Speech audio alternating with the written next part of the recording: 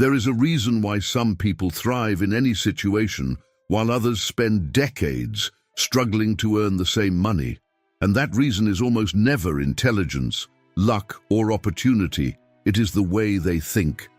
If you believe money is hard to earn, it will be hard to earn. If you believe prosperity requires suffering, you will remain trapped in that belief for the rest of your life.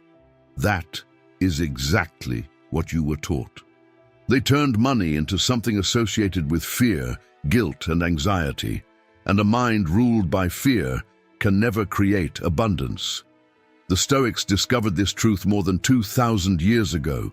Seneca, one of the wealthiest men of his time, left behind a warning that has echoed through the centuries. Wealth is the slave of the wise man and the master of the fool. He understood that money naturally follows those who develop discipline, clarity, and self-mastery. While most people desperately chase results, the wise person works to become someone capable of creating them. That is the difference between those who spend their lives chasing wealth and those who make wealth move toward them. Your mind is the source of your prosperity. If it is poisoned by scarcity, no opportunity will ever be enough. But if it is prepared, even obstacles become opportunities for growth. Today, you are going to discover 10 Stoic principles that can completely transform your relationship with money and open your eyes to a new way of understanding success, freedom, and prosperity. But first, make a commitment to yourself. Leave a like and write in the comments. My prosperity begins in my mind. It may be the most important decision you make today. Now, let's begin. First law, the law of inner wealth. Here is the point that almost no one realizes about money. It doesn't begin in your bank account. It begins in your mind. Your bank account is nothing more than a reflection of what is happening inside your mind. You can earn millions, but if you live in mental poverty on the inside, you will find ways to lose it all, whether through fear, impulsiveness, or a lack of vision. And you can start with nothing, but if you carry an abundance mindset, you will see paths that other people cannot even recognize, and you will make decisions with greater clarity. Epictetus, who was born a slave and owned absolutely nothing of material value, taught, "Wealth consists not in having great possessions, but in having few wants." This man, who had no material wealth to his name, was considered richer in wisdom than senators swimming in gold. Why? Because he understood that true wealth begins in the one place no one can ever steal from you, your mind. Most people make a fatal mistake. They think, when I have money, I'll finally feel secure. When I become wealthy, I'll finally have peace. When my bank account reaches a certain number, then I'll finally be happy. But that's like saying, when I reach my destination, I'll start driving. The order isn't just slightly wrong, it's completely backwards. The feeling of inner wealth has to come first. The material manifestation comes afterward. You cannot sustain on the outside what you have not yet built on the inside. Think about the people who win the lottery and lose everything within a few years. They received the money, but they didn't have the inner wealth to sustain it. Now think about entrepreneurs who lose everything and rebuild empires even greater than the ones they had before. They lost the money, but they never lost the inner wealth that created it. When your inner identity is rooted in abundance, you make different decisions. You see opportunities where others freeze. You take action while others hesitate. You build while others simply wait. It isn't money that changes who you are. It is who you are that determines how much money you are able to keep. Inner wealth is not about pretending everything is fine when it isn't. It is about developing a stable, clear, and functional mind, capable of taking action even when circumstances are not in your favor. It is about cultivating a mental state where you feel complete and capable, regardless of the balance in your bank account. That sense of completeness becomes the solid foundation upon which real fortunes are built. Because without a foundation, any wealth is unstable. It's like a castle built on sand, waiting for the next wave. Practice this today. Before thinking about what is missing in your financial life, make a list of what you already have: your skills, your experiences, your relationships, your ability to learn and adapt. Recognize the wealth that already exists within you, because it is from that very wealth that every other form of wealth begins. This is the seed of all external prosperity.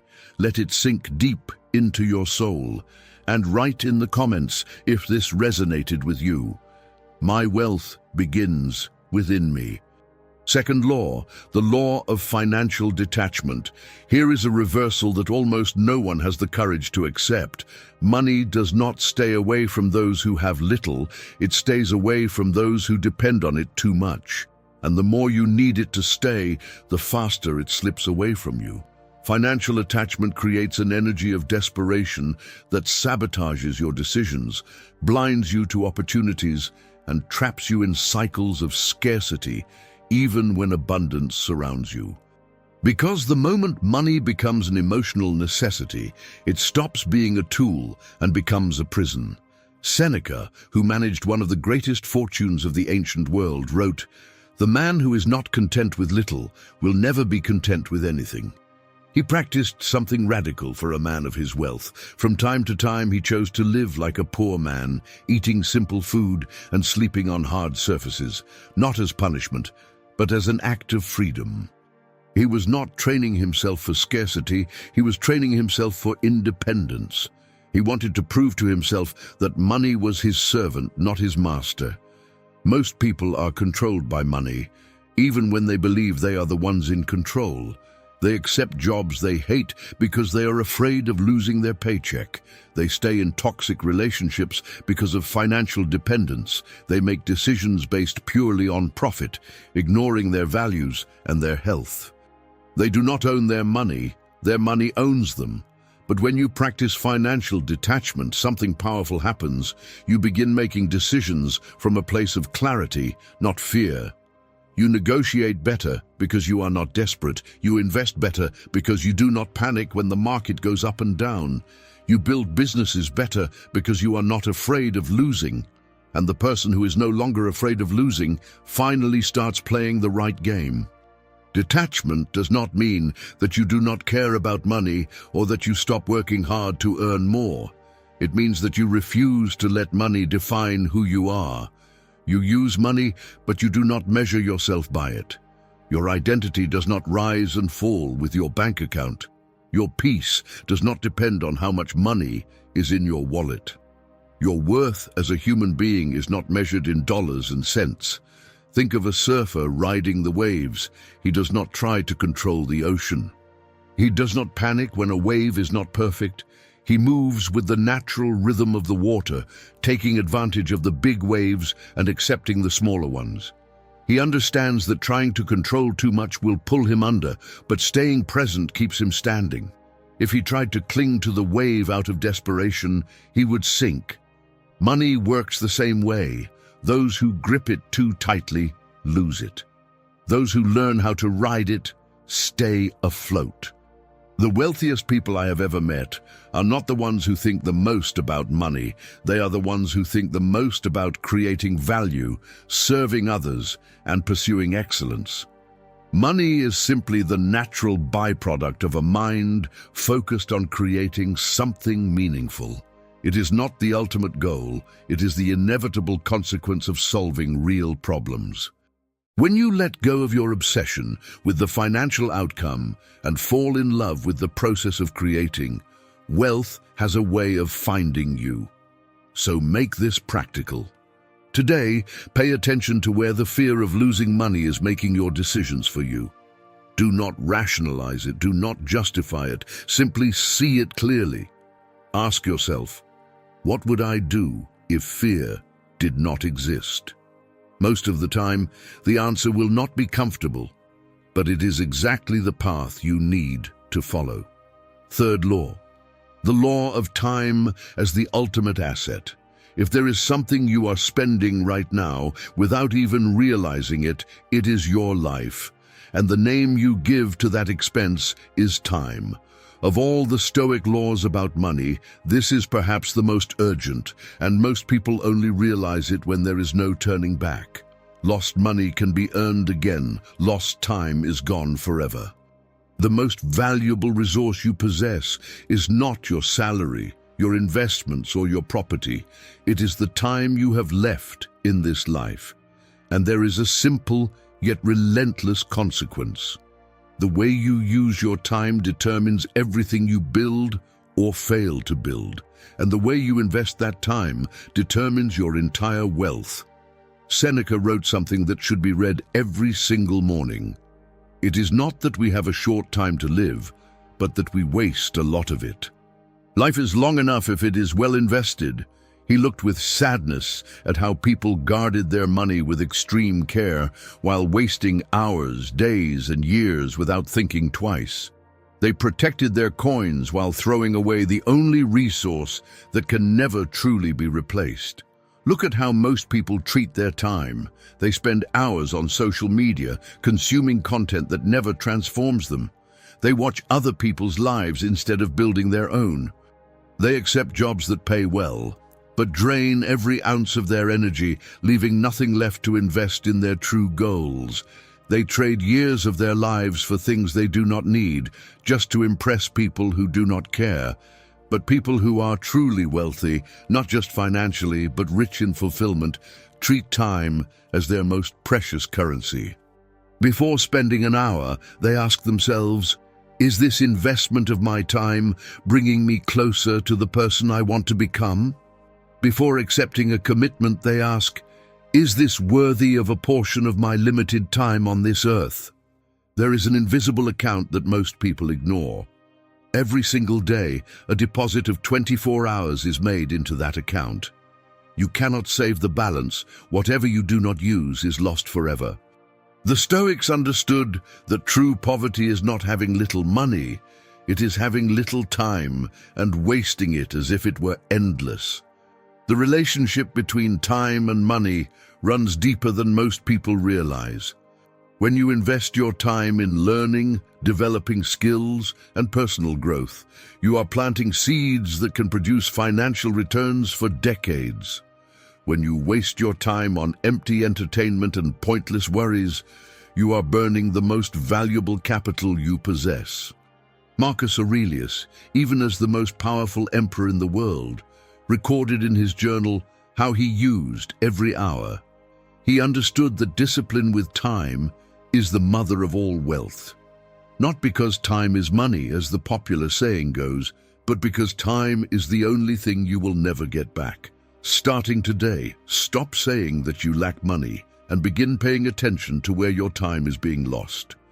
Audit the way you live.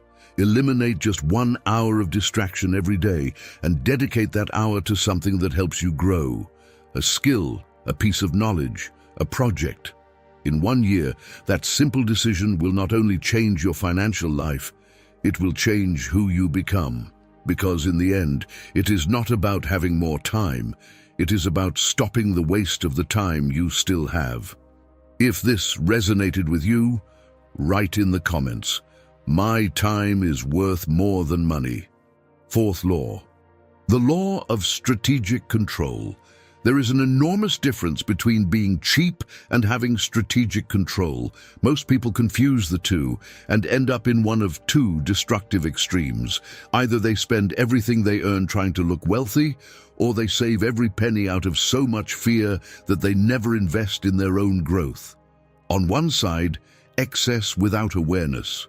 On the other, scarcity driven by fear. And in both cases, the result is exactly the same: stagnation. The Stoics found the middle path, and that path is strategic control. Marcus Aurelius, the man who had access to every luxury imaginable in the Roman Empire, lived with a simplicity that shocked his contemporaries. He wrote, "Very little is needed to make a happy life. It is all within yourself, in your way of thinking." He did not avoid luxury because he could not afford it. He avoided it because he understood that every unnecessary luxury was another chain restricting his freedom. Every unconscious expense is not just money leaving your pocket, it is freedom being exchanged for temporary pleasure.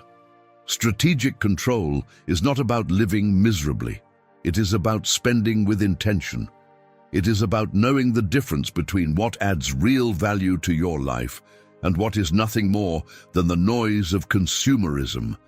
It is about understanding that every dollar you spend is a decision about the person you are choosing to become. Look at how most people spend money. They buy expensive clothes to impress strangers, finance cars they cannot afford to park in front of houses they cannot afford either. They subscribe to services they never use. They eat out because of laziness, not because of enjoyment. They buy on impulse and regret it for weeks. Now look at how people who are truly wealthy spend their money. They invest heavily in education, health, and experiences that transform them. They spend on tools that increase their productivity, invest in meaningful relationships, but ruthlessly eliminate expenses that serve no real purpose. That is not stinginess. It is wisdom. Seneca practiced a powerful exercise. He regularly asked himself, if I lost everything tomorrow, what would I truly miss? The answer reveals what held genuine value in his life and what was merely meaningless accumulation. That exercise separated the essential from the superficial with brutal clarity. It is like turning on the light in a cluttered room. Suddenly you can see what should stay and what needs to go. Strategic control creates a ripple effect throughout your life. When you stop spending on what does not matter, you have more to invest in what does. When you invest in what matters, you grow faster. When you grow faster, you earn more. When you earn more and maintain discipline, wealth multiplies at an accelerated pace. It is not about depriving yourself, it's about choosing wisely. Every purchase is a vote for the kind of life you want to build. Vote consciously, start today, look at your expenses from the last month, and ask yourself about each one. Did this serve my growth or did it serve my ego? The honesty in that answer is worth more than any financial spreadsheet. Because in the end, it is not about money. It is about direction, and the person who learns to direct money learns to direct their own life. Fifth law, the law of quiet abundance. Here is a mistake that destroys more wealth than a lack of money ever could: the need to show it off. We live in an age where people flaunt what they have, pretend to have what they do not, and measure their worth by what other people can see. But the Stoics understood a truth that social media tries to hide. True abundance does not need an audience. It does not make noise. It does not seek validation, and it does not depend on applause. It grows in silence. Epictetus taught, what matters is not what happens to you, but how you respond. And what defines you is not what you own, but how you conduct yourself with what you own. It is not about having, it is about how you handle what you have. Because that is what reveals who you truly are. The most powerful men in ancient Rome were not the ones who showed off the most.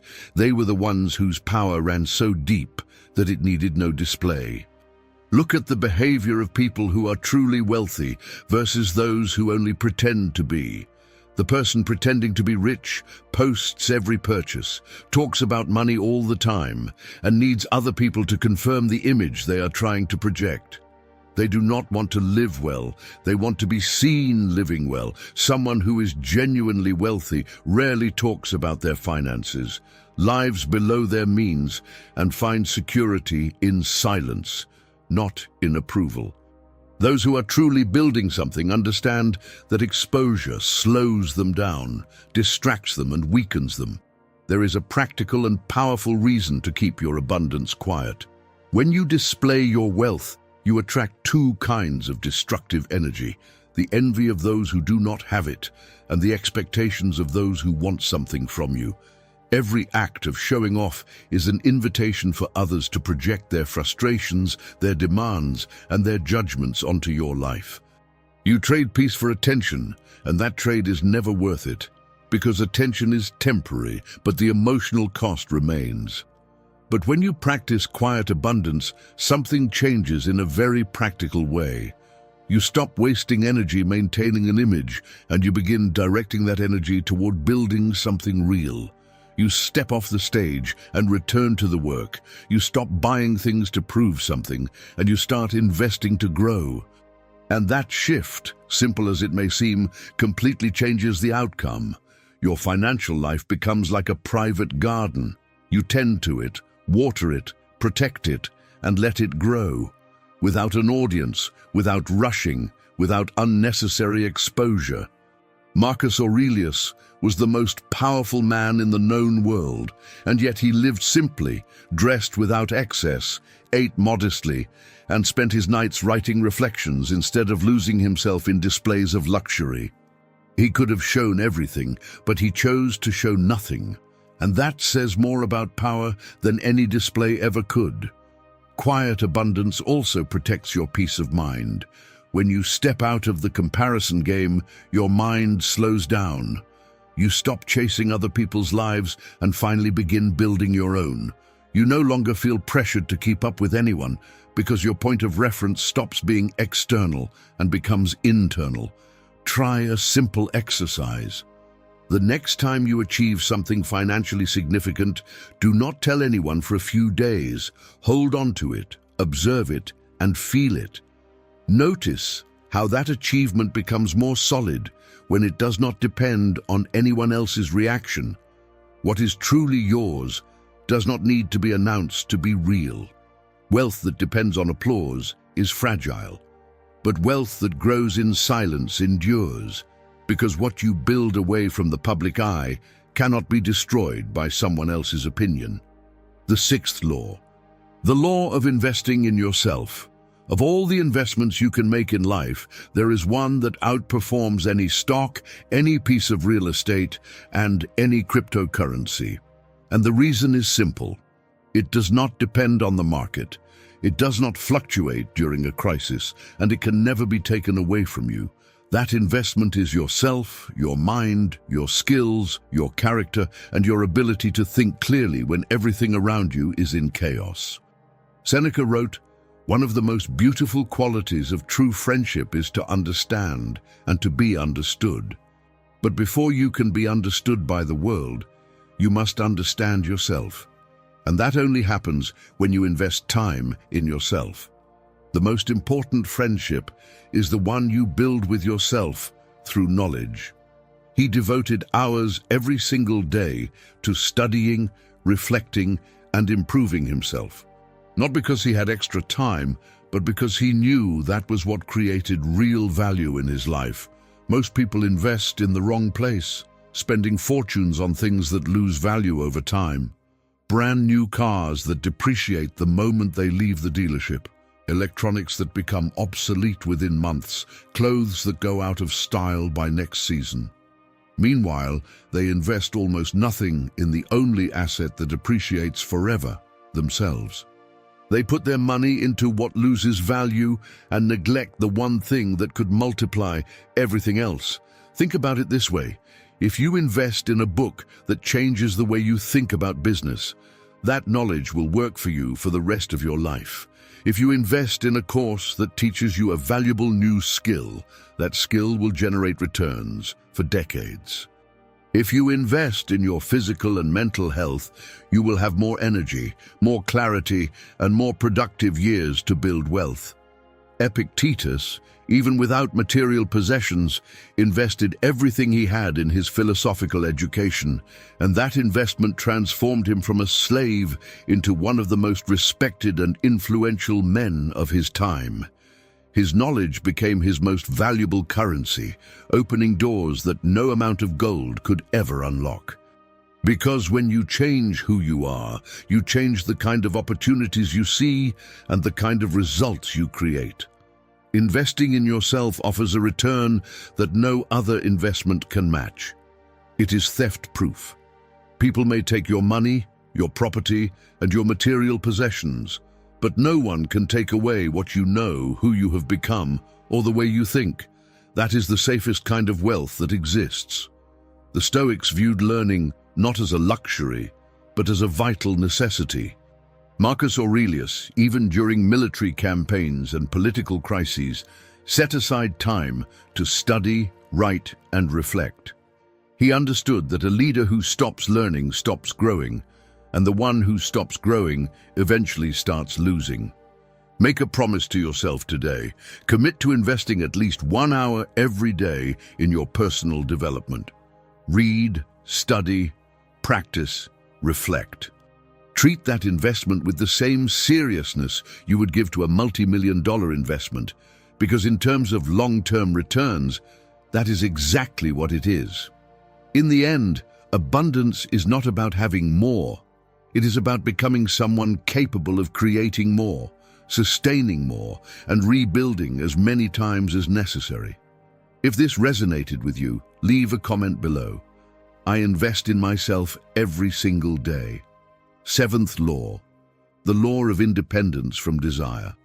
The way you spend money is not entirely your own. It has been shaped over time, and almost always it follows the same logic, making you feel like what you have is never enough. The consumer industry spends billions of dollars every year on this. Every advertisement, every storefront, every sponsored post is designed to create an artificial emptiness inside you that can only be filled by buying something. But the Stoics saw through this illusion with remarkable clarity. They understood that the problem was never scarcity. It was always an excess of desire. Marcus Aurelius, who could have had anything in the world, wrote, "Remember, very little is needed to live a happy life." That was not cheap philosophy from someone who had never owned anything. It was the profound conclusion of a man who had access to every pleasure and luxury imaginable, and discovered that none of them brought lasting fulfillment. Most people are trapped on a hedonic treadmill. They get something they have been wanting, they experience a brief moment of pleasure, and immediately begin wanting the next thing. A new car brings happiness for a few weeks, then it becomes normal. A promotion brings satisfaction for a few days, then the anxiety of chasing the next promotion begins. This endless cycle of desire and dissatisfaction is the greatest financial prison that exists. It is not a lack of money that makes you poor. It is the endless stream of desires that never fall silent. The more you try to fill the void, the more empty space seems to appear. Because the problem was never what you lacked, it was what you trained yourself to keep wanting without end. The law of independence from desire does not say that you cannot want good things. It says that your desires should not control you. It is about reversing the relationship. Instead of being pulled by every impulse, you begin choosing which desires deserve a place in your life. When you can look at something expensive and think, "That's beautiful, but I don't need it to be happy." And you have achieved a kind of freedom that even billionaires without wisdom will never know, because most people can afford to buy, but they cannot stop wanting. Seneca practiced an exercise he called voluntary poverty. From time to time, he ate the simplest foods, wore ordinary clothes, and slept without comfort, not as a form of suffering, but as a form of training. It was a reality check, a way of proving to himself that his peace did not depend on comfort, that he could live with almost nothing and still be happy. That exercise dissolved the power material desires had over him. When your desires no longer control you, something surprising happens to your finances. You stop making impulse purchases. You stop going into debt for things you do not need. You begin building resources that can be directed toward investments that truly transform your life. Freedom from desire is the gateway to financial freedom. True wealth is not having everything you want. It is not needing everything you see. It is having the ability to choose calmly in a world that pushes you to decide in a hurry. It is being able to walk through a shopping mall and leave empty-handed, not because you cannot afford to buy something, but because you do not need to. And that is the point almost no one reaches. It is not about resisting. It is about not feeling the absence in the first place. This week, before making any purchase that is not essential, wait 72 hours. If after 3 days you still feel that you truly need it, buy it. But you will be surprised by how many desires simply disappear when they are given a little time and a little awareness. Law 8. The law of magnetic generosity. There is an idea about money that seems wrong at first glance, but once you understand it, everything changes. The more value you give, the more you become someone who attracts value. It is one of the most counterintuitive secrets the Stoics understood. Giving is one of the most powerful ways to receive. I'm not talking about charity as an obligation or generosity as a performance for social media. I'm talking about genuine, quiet, intentional generosity that does not need to be seen to work, and that transforms both the person who gives and the person who receives, creating a cycle that expands over time. Marcus Aurelius wrote, "What is not good for the hive is not good for the bee." The Stoics understood something simple and profound. You do not grow alone, you grow within a system, and when you strengthen the system, you strengthen yourself. It is like planting in a shared field. The richer the soil becomes, the greater the harvest you will reap as well. But most people operate in the opposite direction. They live as if everything was scarce, as if giving meant losing. They believe that if they give something away, they will have less. They hold on to every dollar, every opportunity, every resource, as if everything could disappear at any moment. They spend their lives trying to protect what they have, without realizing that they are blocking the very flow that could bring them more. They live with a closed fist, and a closed hand cannot receive. But the person who learns to live with open hands, offering value, knowledge, time, support, discovers that life does not work like an account that keeps shrinking. It works like a current that responds to what you put into it. And here is the point that needs to be clear. This is not magical thinking. There is a logic behind it. When you genuinely help someone, without expecting an immediate return, you create something invisible, but incredibly real. Trust. And trust is the foundation of everything that grows over the long term. Those relationships over time turn into opportunities, connections, partnerships, referrals, things that money alone cannot buy. The most successful people in the world did not get there by themselves. They got there through strong networks, built over time on a foundation of real value. Seneca understood this clearly. He was known for his generosity toward friends, students, and even strangers, not because it was convenient, but because it was part of who he was. He knew that sharing did not diminish his wealth. It expanded his influence, strengthened his relationships, and made his name meaningful. And in the real world, that is worth more than money sitting still. But there is something even more important happening here, something internal. Generosity changes the way you see yourself. When you are able to give without fear, without tension, without attachment, you prove to yourself that you are not operating from scarcity. And that proof changes your behavior. Every act of generosity reinforces an identity. I have enough. I am capable of creating more. And once that identity takes root, your decisions change, your posture changes, the way you act changes.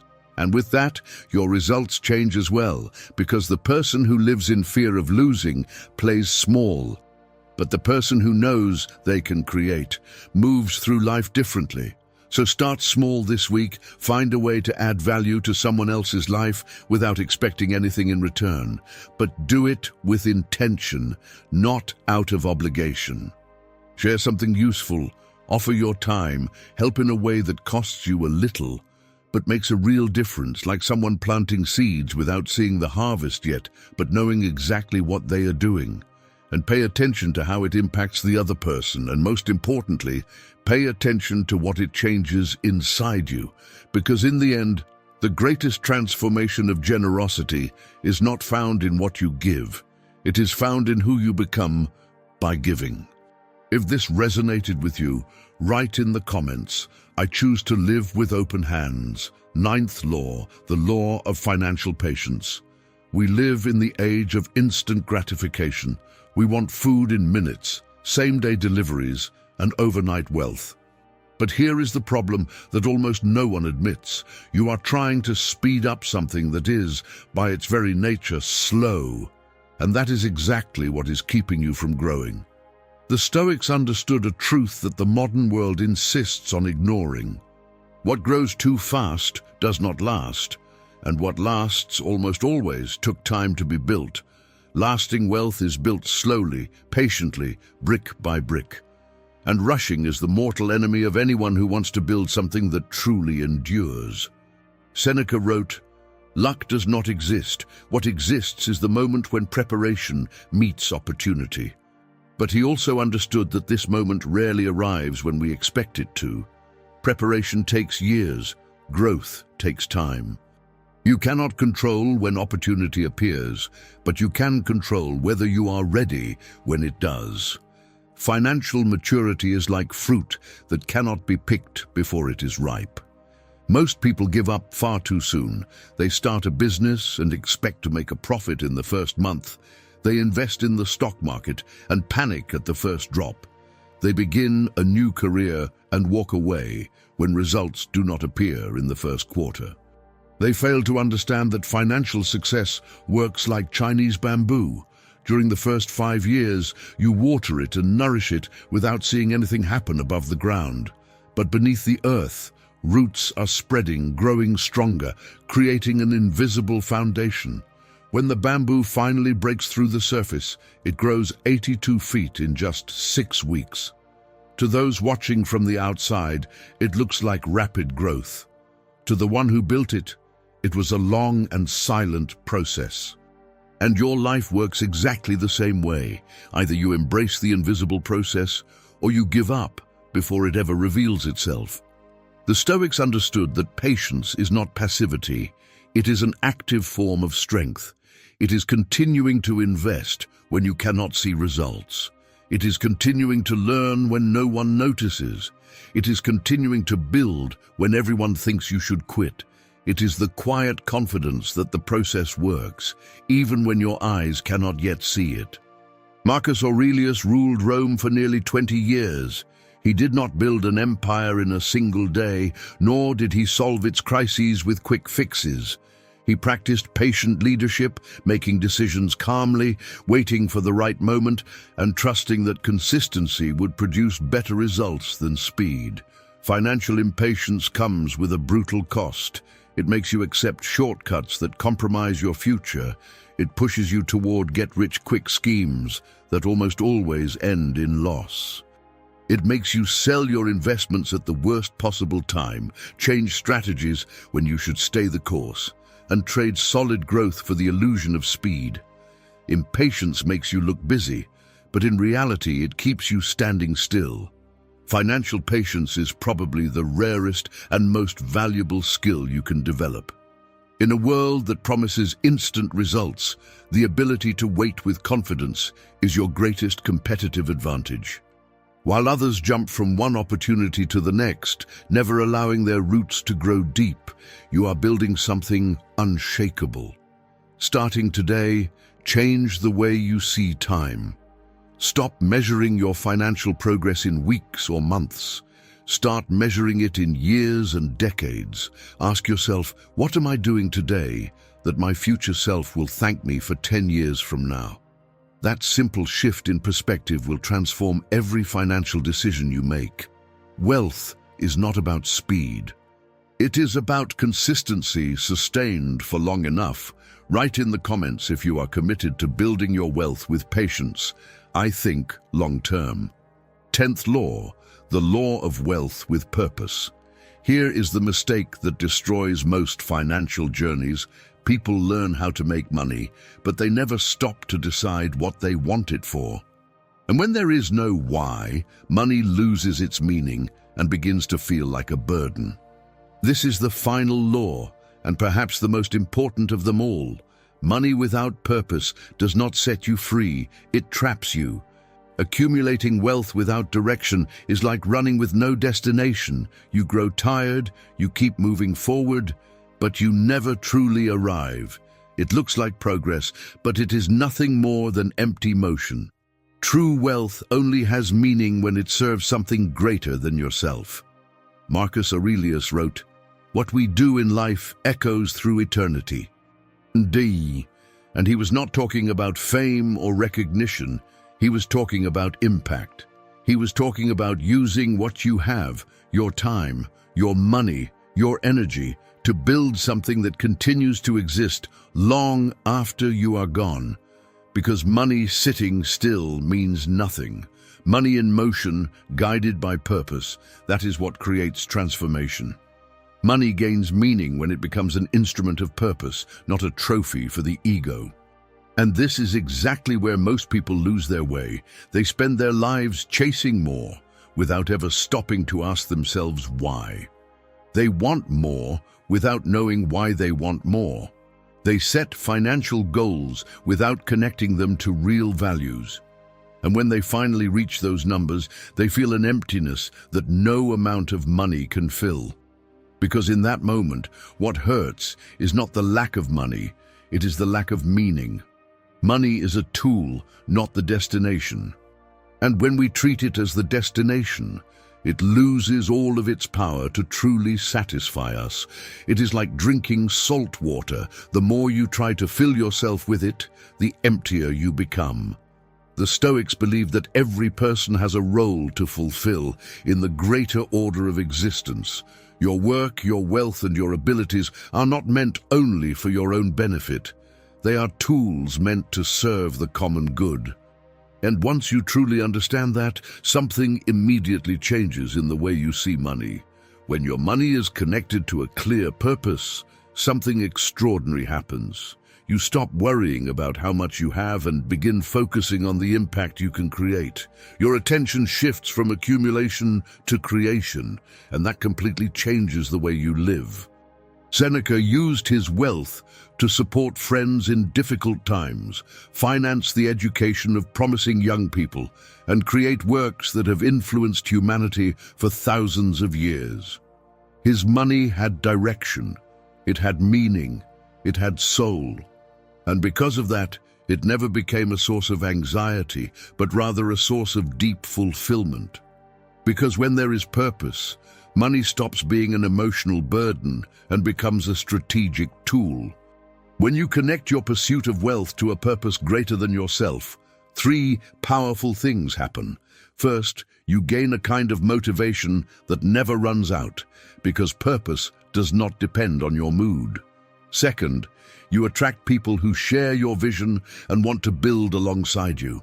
Third, you discover a peace that most people never experience because you know your wealth is serving something that truly matters. And that solves a silent problem. You stop living in pursuit of more and start living to build something meaningful. The question is not how much money you want. The real question is, where will that money go when it arrives? What would you do with all the wealth in the world if you had it? If that answer is not clear, money will come without direction and leave without leaving anything behind. And without purpose, no amount of money will ever be enough. Think about that today. Write down on a piece of paper what you would do if money were no longer a limitation. What impact would you create? Who would you help? What would you build? Those answers are not random thoughts. They are direction. Those answers are the map to your true wealth. Follow your sense of purpose and dedication, and the money you need will naturally appear as a consequence of the value you are creating in the world. Because money does not follow effort, it follows value. And value is born from a clear purpose. The ancient Stoics did not have financial spreadsheets, investment apps, or personal finance courses, but they understood something essential about money, something many people still fail to understand today. True wealth is an inner state that manifests outwardly. When you organize your mind, you organize your money. When you master your desires, you stop wasting your life. And when you stop wasting it, you finally begin to build something real. When you integrate these laws into your life, inner wealth, financial detachment, time as the ultimate currency, strategic self-control, quiet abundance, investing in yourself, independence from desire, magnetic generosity, financial patience, and wealth with purpose. You stop chasing money and become the kind of person who naturally attracts, preserves, and multiplies wealth. This is not about financial obsession, it is about awareness. It is about making money work for you, instead of spending your life working to support meaningless choices. The Stoics knew that true poverty is not the absence of money, it is the absence of clarity. Because without clarity, whatever comes into your life will eventually slip away. And wisdom, consistently applied to your finances, creates a prosperity that no crisis can destroy, no market can shake, and no circumstance can take away. And it all begins in a simple way, not someday in the future, but with your very next choice. Your journey toward true wealth begins now, with the next decision you make, with the next penny you spend, with the next minute you invest. Because in the end, wealth is not about how much you have, it is about how much meaning there is in having it. If this message resonated with you, leave a comment. I give my money direction.